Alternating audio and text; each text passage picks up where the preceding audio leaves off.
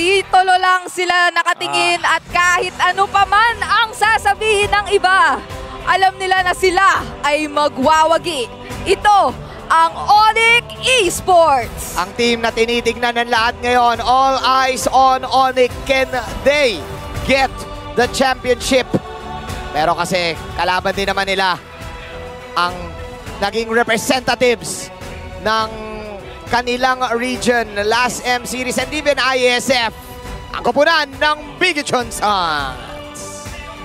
Alam mo, itong team na to, marami nag-e-expect na sila actually ang underdog laban sa Onyx Esports.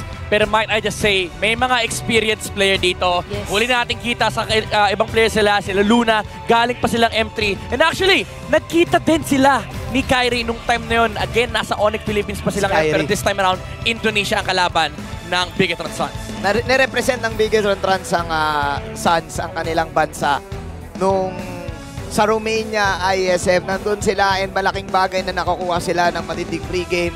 Then again, they were up against RRQ Akira. So tama si Midnight. Huwag na tayo maglokohan. On paper, stats, lamang Onyx dapat dito. Pero kapag nagwagi ang Bigetron Suns dito, it's big news. Sobrang big news yan.